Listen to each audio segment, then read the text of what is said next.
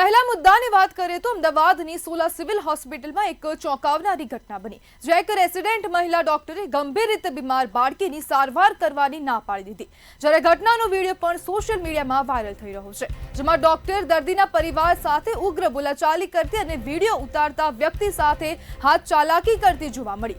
અજય ચાવડા નામની વ્યક્તિ તેની ભત્રીજીને તાવ અને શ્વાસની તકલીફને કારણે હોસ્પિટલમાં લાવ્યા હતા, પરંતુ પીડિયાટ્રિક વિભાગમાં ડોક્ટર હાજર નહોતા। થોડીવાર પછી આવેલી મહિલા ડોક્ટરે બાળકીની તપાસ શરૂ કરી, પરંતુ નાની બાબત પર ઝઘડો શરૂ થયો હતો। પરિવારજનોનો આરોપ છે કે ડોક્ટરે અવાજ ઊંચો કર્યો અને બાદમાં કહ્યું કે હું ટ્રીટમેન્ટ નહીં કરું, જ્યાં જવું હોય ત્યાં જાઓ। ડોક્ટરે દર્દીના સગા પર હાથ ચાલાકી કરી અને એમ પણ કહ્યું કે ચીફ મિનિસ્ટર પાસે જવું હોય તો પણ જજો, હું ટ્રીટમેન્ટ નહીં કરું, જે બાદ હવે સીએમઓની દખલ બાદ બાળકીને સારવાર આપવામાં આવી। આ ઘટનાએ ફરી એકવાર સરકારી આરોગ્ય વ્યવસ્થાની સંવેદનહીનતાને ઉજાગર કરી છે।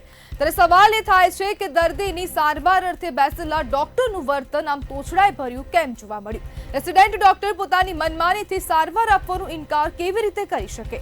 હવે જોવાનું એ રહેશે કે તંત્ર આ મામલે કઈ કાર્યવાહી કરે છે અને દર્દીઓની સુરક્ષા માટે કયા પગલાં ભરવામાં આવે છે। ત્યારે આરોગ્ય મંત્રી પ્રફુલ્લ પાનસેરિયા દ્વારા પણ તપાસના આદેશ આપી દેવામાં આવ્યા છે અને તેમને સ્પષ્ટપણે કહ્યું છે કે નિષ્પક્ષ તપાસ કરાય અને કાર્યવાહી કરવામાં આવે। આરોગ્ય મંત્રી પ્રફુલ્લ પાનસેરિયાએ તપાસના આદેશ આપ્યા છે। સોલા સિવિલમાં સેવા નહીં પરંતુ શો ચાલતો હોય તેવું સ્પષ્ટપણે જોવા મળી રહ્યું છે।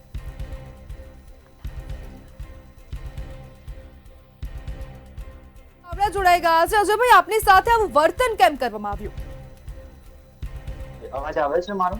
અજયભાઈ, આપની સાથે આવું વર્તન કેમ કરવામાં આવ્યું? જી, આવું વર્તન થયા પાછળનું કારણ હતું કે અમે જ્યારે મારી ભત્રીજીને લઈને ટ્રીટમેન્ટ માટે ગયેલા તો એમના સ્ટાફના કોઈ મેમ્બર દ્વારા જે નર્સિંગ સ્ટાફમાં છે કે પછી હાઉસકીપિંગમાં હતા, આઈ ડોન્ટ નો, તેમને થર્મોમીટર જે છે ને મારી ભત્રીજીની બગલમાં લગાવ્યું ટેમ્પરેચર માટે અને કપડાની સાથે લગાવ્યું, એટલે કે એને ટી શર્ટ પહેરેલી છે તેની સાથે લગાવેલું। તો ડોક્ટર દ્વારા મારા ભાઈને એવું કહેવામાં આવે છે કે ભાઈ આવી રીતે ટેમ્પરેચર રાઈટ આપણને ખબર ના પડે, તમારે એને અંદરથી લગાવવું જોઈએ, જે બોડીનું રાઈટ ટેમ્પરેચર આપણને જાણકારી આપે છે। તો મારા ભાઈએ એમને એમ કીધું કે ભાઈ તમારા સ્ટાફના વ્યક્તિએ લગાવ્યું છે, હું નર્સિંગ સ્ટાફમાંથી નથી, મને કોઈ ખબર નથી કે આની એકચ્યુઅલ શું પ્રોસિજર છે, કઈ રીતે લગાવવાનું છે, એકચ્યુઅલ મેથડ શું છે આમ।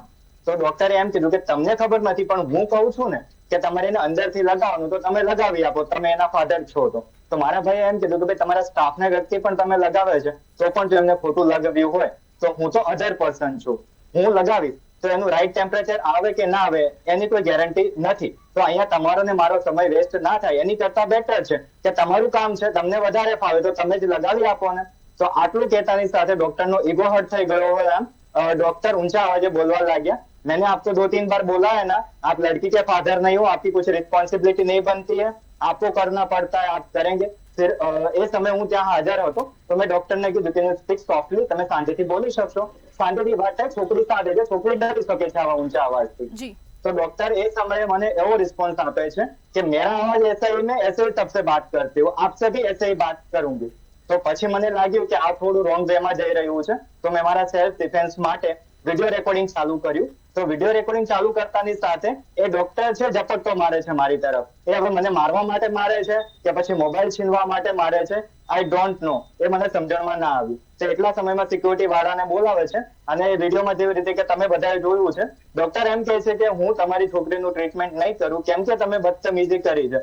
અમારી બદતમીજી એટલે એમને બદતમીજી કહેવાનો મતલબ એ છે કે અમે એમને એમની જે ફરજ છે તે રીતે અજયભાઈ, જે પ્રમાણે વિડીયો સામે આવ્યો છે જેમાં વિડીયોમાં એવું કહેવામાં આવ્યું હતું કે આ જે મેડમ છે તેમને લાફો માર્યો છે, તો લાફો મારવાનું કારણ શું? એક સામાન્ય જ વસ્તુ હતી કે બીજી કોઈ વિવાદ થયો હતો? એ જ વસ્તુ છે, લાફો મારવાનું કારણ એ છે કે ફોન લેવા માટે આવ્યા છે, મોબાઈલ લેવા માટેની ગણતરી, લાફો મારવાની ગણતરી નજીક આવે છે। એ એમ કહે છે કે હું મોબાઈલ લેવા માટે આવી છું, બટ એકચ્યુઅલીમાં જેવી રીતે કે આપણે વિડીયોમાં જોઈ રહ્યા છે એ જોતાની સાથે લાગતું નથી કે આ ફક્ત મોબાઈલ લેવાની કોશિશ છે। અને જો એ લોકો એમનું લીગલ કામ કરી રહ્યા છે, એમની ફરજ જો સંપૂર્ણપણે નિભાવી રહ્યા છે, તો વિડીયો રેકોર્ડિંગ એ રોકવા શા માટે? કોઈ વ્યક્તિને રાઇટ ટુ પ્રાઇવસી આપે છે ઇન્ડિયન કોન્સ્ટિટ્યુશન કે તમારી સાથે કોઈ અન્યાય થઈ રહ્યો છે, તમને લાગી રહ્યું છે કે આ ખોટું કામ થાય છે, તો જે તે વ્યક્તિ તેનું વિડીયો રેકોર્ડિંગ કરી શકે છે। ભારતીય સંવિધાન આપણને આઝાદી આપે છે। અજયભાઈ, મારા સેલ્ફ ડિફેન્સ માટે અજયભાઈ, સીએમઓ એ કેવી રીતે દખલ કરી અને સીએમઓ તરફથી તમને શું જવાબ મળ્યો? જી, તો આના પછીથી અમે લોકો મેડમને મેં કીધું, મેં સિક્યોરિટી વાળા ભાઈ આવ્યા તો એમને મારું જે વિડીયો રેકોર્ડિંગ છે બંધ કરાવ્યું. તો મેડમે મને પછી એવો રિસ્પોન્સ આપ્યો વિડીયો રેકોર્ડિંગ બંધ થયાની સાથે. તો મેં એમને એમ કીધું, મેમ તમારે ટ્રીટમેન્ટ નથી કરવાનું તો હું સીએમઓ સરને તમારા સુપિરિયરને કમ્પ્લેન કરું છું. તો મેડમના વર્ડ ટુ વર્ડ શબ્દો છે, સીએમઓ से नहीं, चीफ मिनिस्टर सीएम से कंप्लेन करनी है तो भी कर दो.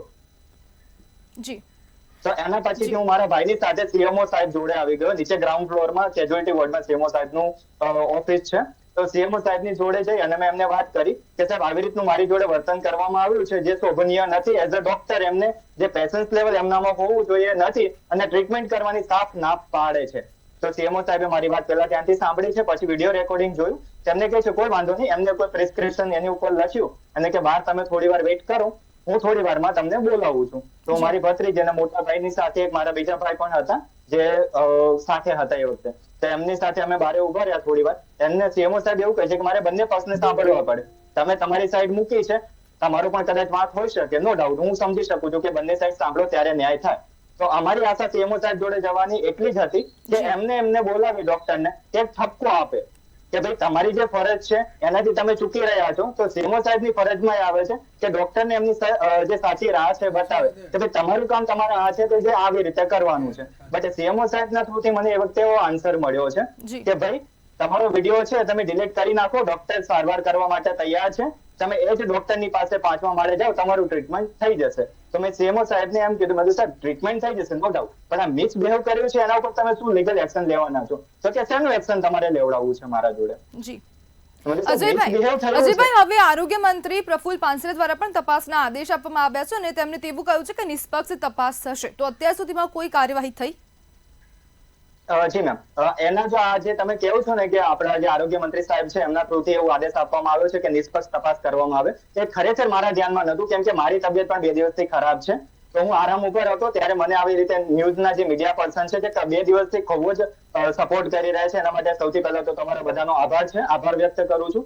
તો એ વ્યક્તિ જે મીડિયા પર્સન છે એમના થ્રુથી મને જાણકારી આપવામાં આવી હતી કે આરોગ્ય મંત્રી સાહેબે છે એમને આદેશ કર્યા છે કે નિષ્પક્ષ તપાસ કરવામાં આવે અને જો કદાચ ડોક્ટર એમાં ગુનેગાર ફળે છે તો એમને સસ્પેન્ડ પણ કરવામાં આવશે અને એમના ઉપર જે કાર્યવાહી ખાતાકીય કાર્યવાહીની જે મેં માંગણી કરેલી એ કરવામાં આવશે અને એનાથી સંતોષ છે. પણ એના આગળ શું કાર્યવાહી કરવામાં આવી છે કે શું આવશે એના વિશે મને કોઈ પર્ટિક્યુલર ડિપાર્ટમેન્ટમાંથી કોઈ હજુ સુધી અપડેટ નથી મળી. મને જે કંઈ પણ અપડેટ મળી છે મીડિયાના થ્રુથી મળે છે. જી બિલકુલ અજયભાઈ, જોડાવા બદલ આપનો આભાર. જી મેમ.